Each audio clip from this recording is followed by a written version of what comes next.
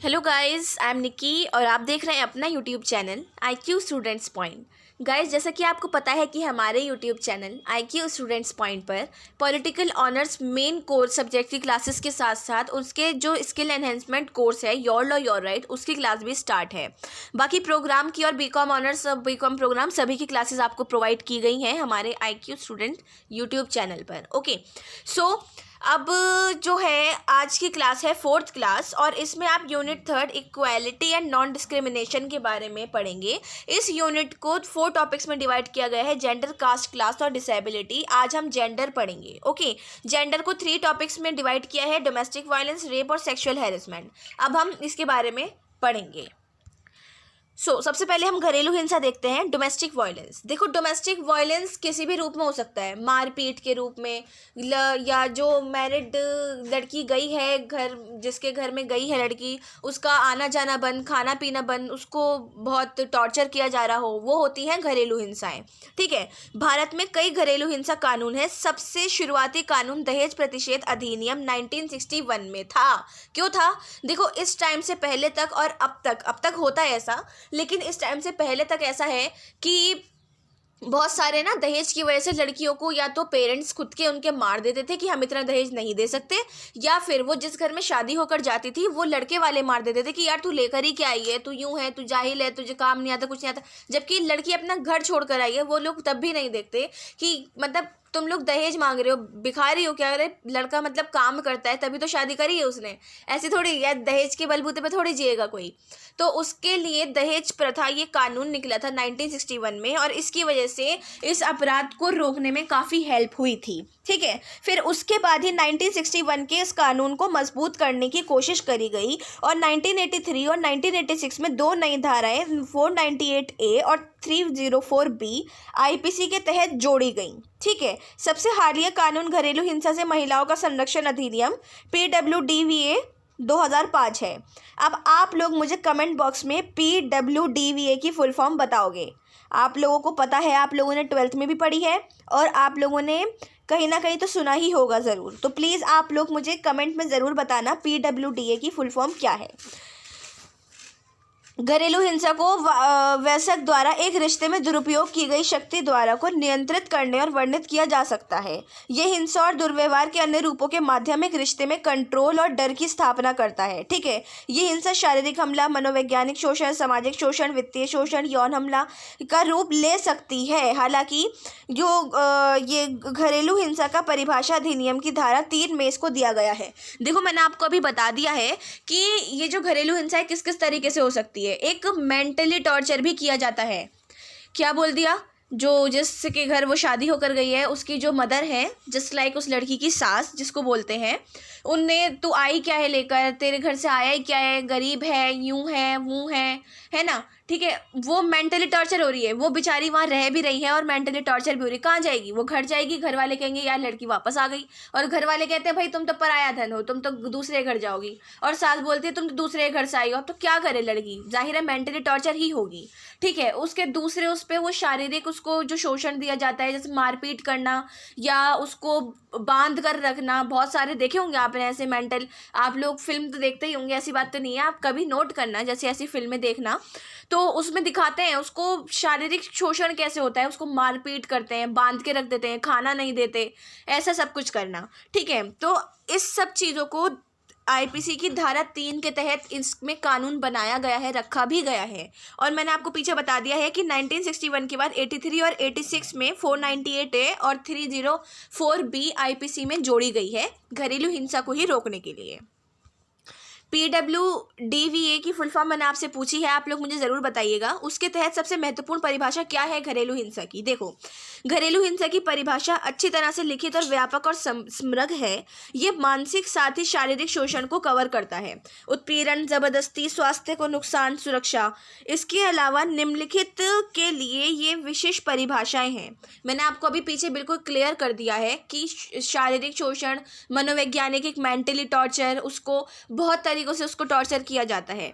ठीक है, तो अब शारीरिक शोषण अधिनियम या आचरण के रूप में परिभाषित किया गया है जो इस तरह की प्रकृति की शारीरिक दर्द, नुकसान, जीवन के लिए खतरा, अंग या स्वास्थ्य या पीड़ित व्यक्ति के स्वास्थ्य या विकास को बिगाड़ने के लिए। अब जाहिर है यार, उसको मारपीट करोगे, जख्म होंगे, उसको दर्द होगा, वहाँ नील पड़ जाएंगे, ऐसे में शारीरिक शोषण होगा, तो जाहिर है उसको खाने पीने को तो तुम थाली में सजा कर दोगे नहीं, तो खाने पीने को भी नहीं दिया जाएगा, वो वीक हो जाएगी। या ज़्यादा, इतना ज़्यादा, कुछ लोग तो इतना ज़्यादा कर देते हैं कि लड़की सुसाइड ही कर लेती है, मर जाती है, फांसी लगा लेती है, या अपना हाथ काट लेती है, या छत से कूद जाती है। बहुत सारे ऐसे केसेस आज भी सुनने को मिलते हैं। उस पर होता है, जैसे जो लड़के वाले होते हैं जहाँ पर वो शादी होकर गई है, उन पर केस होता है इस अधिनियम के तहत, ठीक है। और यौन शोषण आपका मैंने एक और दूसरा इसमें एग्जाम्पल रखा है कि कानून इसे यौन प्रकृति के आचरण के रूप में परिभाषित करता है जो किसी महिला की गरिमा को अपमानित करता है या अन्यथा उल्लंघन करता है। अपमानित, ये 3 बार मैंने इसलिए लिखा है, आप 3 बार मत लिखिएगा इसको, बस एक तरीके से इसको बहुत ज़्यादा, तो आप इसको 3 बार मत लिखना, बस मैंने आपको एक नॉर्मली इसको अपमानित अपमानित अपमानित इसलिए जानबूझकर लिखा है ताकि इस पूरी जो ये यौन शोषण की बात है ना, ये इसी पर अल्फाज पर डिपेंड है, ठीक है। सो आपका जो था ये था डोमेस्टिक वायलेंस। अब आता है रेप। देखो, किसी भी नारी की इज्जत लूटना या उसे जबरन संभोग करना बलात्कार की नींव मानी जाती है। अब पूरे विश्व में इस प्रकार की आंधी चल पड़ी है, और इस साल तो आपने बहुत ज़्यादा देखा होगा कितने केसेस सुनने को मिले, यूपी में, दिल्ली में, महाराष्ट्र में। इस बार तो बहुत ज़्यादा ही केसेस सुनने को मिले। आप लोग, जिसने मुझे ये बताया था कि वो गवर्नमेंट जॉब की प्रिपरेशन करते हैं, तो जाहिर है आप लोग करंट अफेयर्स भी पढ़ते होंगे, और करंट अफेयर्स है, न्यूज़ है, तो उसमें सुना ही होगा डेली का हर ना कहीं का कहीं स्टेट का, किसी गली का, किसी कंट्री का एक रेप का केस ज़रूर होता है, ठीक है। तो एक आप लोग अपने आंसर में अभी जो आम तौर पर जो एग्जाम्पल्स हुए हैं उनको भी लिख सकते हो, आपके इम्प्रेशन पड़ेगा। टीचर ये देखता है कि हाँ जी बच्चा पढ़ता है, लिखता है, न्यूज़पेपर भी पढ़ता है, पढ़ा लिखा बच्चा है, ये नहीं कि कहीं से भी उठा के लिख दिया, ऐसा नहीं होता। टीचर ज़रूर पढ़ते हैं, ऐसी बात नहीं है नहीं पढ़ते। अब आपका ऑनलाइन होगा ना, तो टीचर तब भी पढ़ेगा, ऐसा नहीं है नहीं पढ़ेगा, वो आपको ऐसे ही पास कर देगा, वो पढ़ेगा ज़रूर। तो आप उसमें एग्जाम्पल के तौर पर लिख सकते हो। इस दुष्कर्म के भयंकर परिणामों को देखते हुए ऐसा प्रतीत होने लगा है कि हमारे देश में किसी भी नारी की इज्जत सुरक्षित नहीं है, ठीक है। तो अब देखो, ये नॉर्मली एक बात है, लोग कहते हैं, लड़कियों के कपड़ों को बोलते हैं, छोटे छोटे कपड़े पहन के जा रही थी यार, तो जाहिर ऐसा होगा, क्यों होगा? अरे अपनी निगाहें नीचे करके रखो। ऐसे तो बुरखे वाली लड़की के साथ भी हो जाता है, वो क्या छोटे कपड़े पहनी हुई थी, वो तो पूरा कवर हुई हुई थी। ये सिर्फ मेंटेलिटी है जो लड़कियों पर इल्ज़ाम लगा दिए जाते हैं, ऐसा कुछ नहीं होता है। बहुत बहुत बहुत रेयर केस होते हैं जिसमें लड़की की गलती होती है, वरना नहीं होता ऐसा कुछ भी, ठीक है। तो अब आईपीसी के अंदर जो रेप की सज़ा दी गई है, आईपीसी आर्टिकल 375 के अंदर दी गई है, मैं आपको बताती हुई क्या है। हमारा देश भारत में किसी भी महिला से बलात्कार किया जाना, चाहे वह किसी भी उम्र या जाति की हो, भारतीय कानून के तहत गंभीर अपराध की श्रेणी में आता है। जाहिर है उसने अपराध किया है, उसको एक कानून के तहत सजा दी जाएगी। इस संगीन अपराध को अंजाम देने वाले अपराधी को भारतीय दंड संहिता आईपीसी होती है, इंडियन पेनल कोड में कड़ी से कड़ी सजा का प्रावधान दिया जाएगा। भारतीय दंड संहिता की धारा 375 के अपराध के लिए आईपीसी की धारा 376 के तहत सजा दी जाती है। एक तरीके से मेनली कि 375 के अंदर उसने अपराध किया, क्राइम किया, और 376 के अंदर उसको सजा दी जाती है। अब वो सजा डिपेंड करती है कि उसने किया क्या है, क्योंकि इसमें भी काफ़ी स्टेजेस होती हैं। वो आप इन फ्यूचर आगे अगर आप में से कोई इंटरेस्टेड है लॉ में या किसी चीज़ में, मतलब लॉ की ही लाइन में आगे, तो उसको ये सब चीज़ें पढ़ाई जाएंगी, ठीक है। तो इसलिए आपके सिलेबस से रिलेटेड इतना डीप नहीं था, तो इसलिए मैंने आप लोगों को ये नहीं बताया। तो आर्टिकल 375 के अंदर उसको अपराध उसने किया है, एक वो वाला इल्ज़ाम लगाया जाएगा, और दूसरा 376 के अंडर उसको सज़ा दी जाएगी। जब कोई पुरुष किसी महिला के साथ उसकी इच्छा के विरुद्ध, उसकी सहमति के बिना, उसे डरा धमकाकर, दिमागी रूप से कमज़ोर या पागल महिला को धोखा देकर, या शराब के नशीले पदार्थ के सेवन करने के बाद होश में ना होकर संभोग करता है, तो उसे बलात्कार कहते हैं। ये डेफिनेशन आप लोग याद रखना। आप सिर्फ याद भी रखोगे ना, तो इस पर आप पूरे 2-3 पेज छाप दोगे। ये इतनी अच्छी डेफिनेशन मैंने आपको लिख कर बताई है। ये थोड़े बहुत आप लोग इसमें बताए, इतने सारे एग्जाम्पल भी लिख सकते हो आप खुद। इतना अच्छा एक तो ये सब्जेक्ट है, और मैंने आपको ये डेफिनेशन इसलिए बता दी है कि आप इसमें बहुत आराम से अपने जो आपके जो वर्ड्स हैं उसको ऐड कर सकते हो, ठीक है। सो अब ये मेनली आप लोगों को मैंने आपको बता दिया है कि आगे जो लॉ वगैरह आप करते हैं बच्चे, उनके लिए इतना डीप पढ़ाया जाता है, आपके सिलेबस में नहीं था, तो इसलिए मैंने इतना डीप आप लोगों को नहीं लिखवाया है। बेकार है खामखा इतना लिखोगे।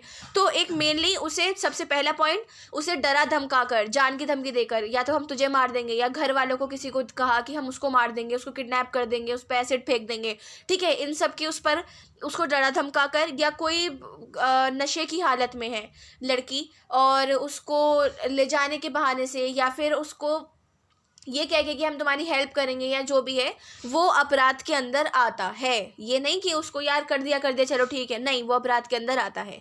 ऐसे बहुत सारे केसेस हैं, बहुत सारे केसेस हैं जो हाल फिलहाल में 2020 में हुए हैं।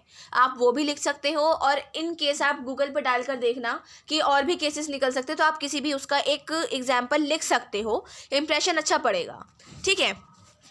इस अपराध को अलग अलग हालात की और श्रेणी हिसाब से भारतीय दंड संहिता में से धारा 375 का, 375 खा, 375 गा और 375 घा के रूप में विभाजित किया गया है।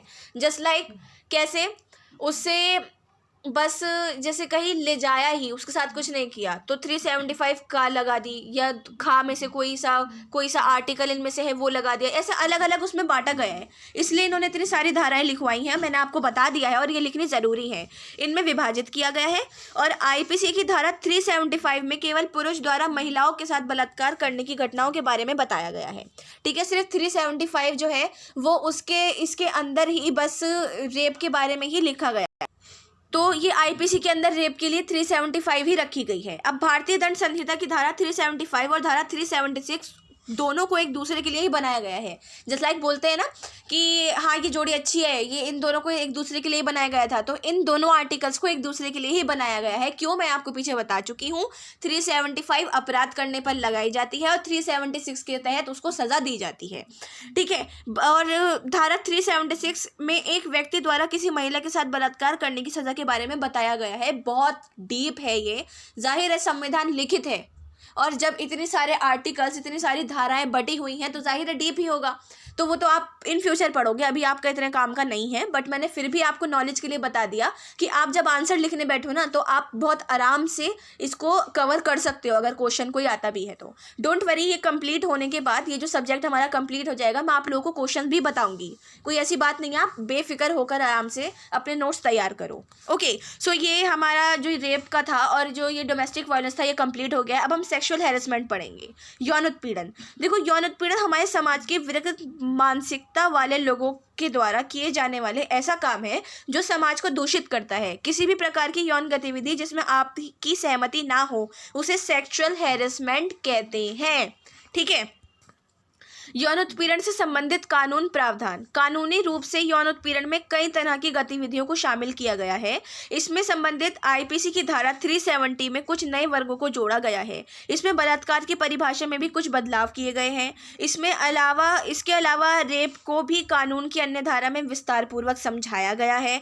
और इसके साथ साथ फिलहाल एक विधायक के द्वारा रेप शब्द को यौन उत्पीड़न शब्द से बदल दिया गया है, जबकि धारा 375 में रेप शब्द का बदलाव नहीं किया गया है। मतलब ये दोनों जो है आपस में लिंक्ड हैं, रेप भी और सेक्सुअल हैरेसमेंट भी। तो इसमें आपको ये बात बहुत अच्छे से समझ में आ गई होगी। मैंने यहाँ पर इसका फोटो ही लगा दिया ताकि आप लोगों को इतना दिक्कत ना हो। देखो, इन्होंने यहाँ पर मेनली ये बोला है कि रेप से ही लिंक्ड है, तो एक तरीके से इसमें 375 के अंदर रेप को लिखा गया है और वो उसके अंदर है, लेकिन 370 के अंदर भी इसको रख दिया गया है बिकॉज ऑफ सेक्सुअल हैरेसमेंट, ठीक है। क्योंकि सेक्सुअल हैरेसमेंट भी एक रेप जैसी ही चीज़ है, बस वो एक मतलब मैरिड के बेस पर हो जाता है कि यार मैरिड है, कपल है, तो कोई बात नहीं है, छोड़ दो, ठीक है, लेकिन वो गिना रेप में ही जाता है। ओके, सो अभी का जो हमारा ये जो पूरा टॉपिक है डोमेस्टिक वायलेंस, रेप और सेक्सुअल हैरेसमेंट, आपका कंप्लीट हो गया है। कल हम कास्ट पढ़ेंगे, लॉ एबॉलिशिंग अनटचेबिलिटी और प्रोवाइडिंग अगेंस्ट एट्रोसिटीज़, आर्टिकल 17, और ये एट्रोसिटीज़ जो हैं वो सब पढ़ाई जाएंगी। ओके, सो नेक्स्ट क्लास है हमारी 29 नवंबर, संडे, मतलब कल ही है। और आप लोगों को अभी में कुछ समझ में नहीं आया हो, डाउट हो, क्वेश्चन हो, तो आप मुझसे कमेंट बॉक्स या हमारे टेलीग्राम चैनल पर पूछ सकते हैं। So thanks for the watching and best of luck all.